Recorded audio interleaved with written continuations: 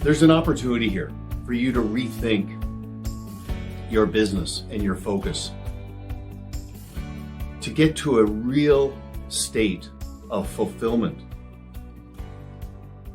potentially growing down your client count, potentially going up market to a higher caliber client,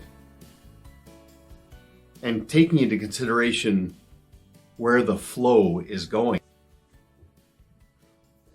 Hey, this is Duncan MacPherson with Pareto Systems. A gentleman by the name of Mihai Csikszentmihalyi wrote a great book called Flow.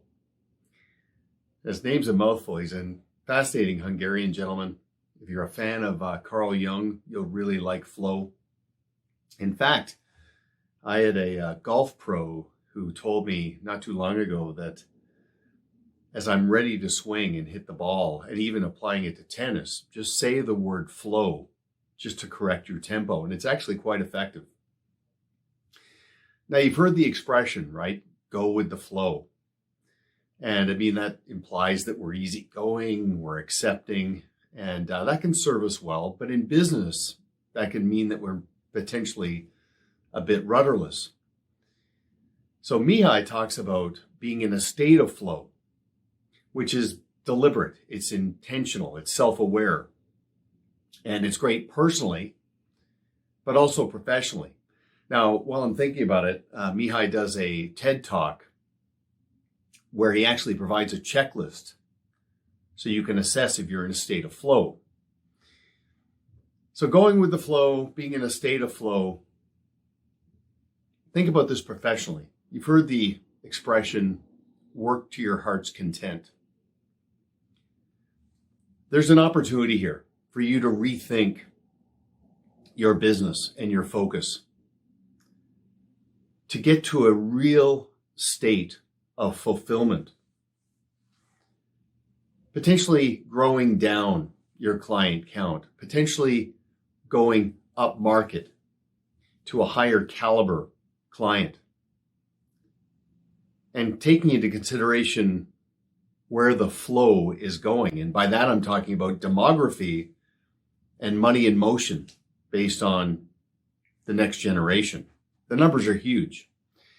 I'd like you to consider positioning yourself as an authority and making yourself more attractive to very attractive clients, like first generation business owners and family enterprise. The complexity of needs is fascinating. The impact you have on someone's life is immense.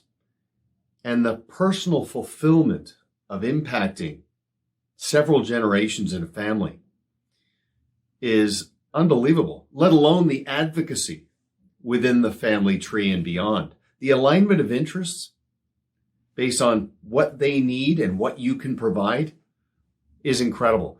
Now, I'm telling you this partially because Tom Deans, who wrote the book, Every Family's Business, he and I are doing a webinar on how to attract family business owners.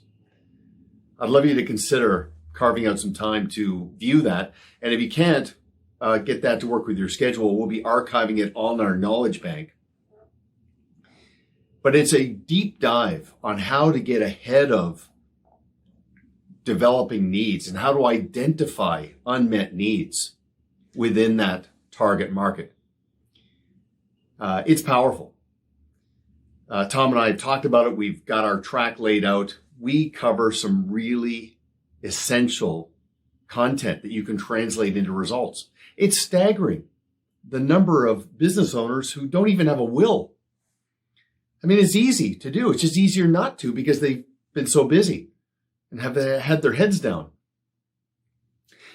We've already got advisors who have made this shift and are starting to go deeper with family business owners.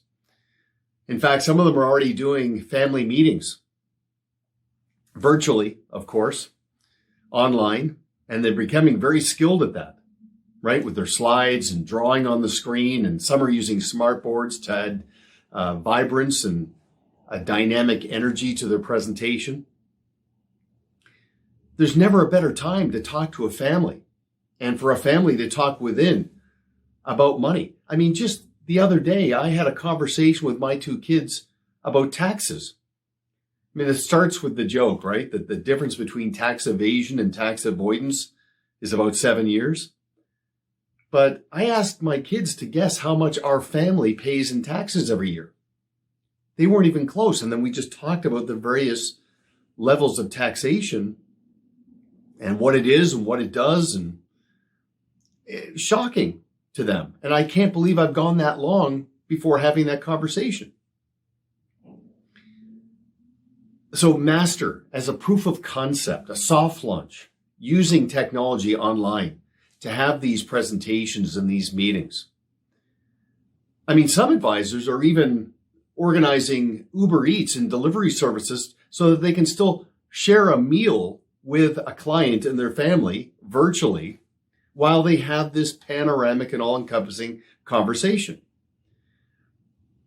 And again, it's positioned as part of the process. With your existing business owner clients, start to reframe the relationship and reintroduce yourself using our 7 pillars, 1 process approach. Tell them that there's parts of your process that aren't relevant to them yet, but they'll grow into the process. Tell them that you'll engage other service providers into the process so the client has the complete picture. Use the language. Tell them that there's a reason why you work with business owners, because the complexity of needs, it's just a good fit. Tell them why that you have 2nd and 3rd and 4th generation clients, because that's part of the process. Tell them why there's a reason you only accept new clients who are introduced to you, because you've made the decision to be all things to some people rather than all things to all people.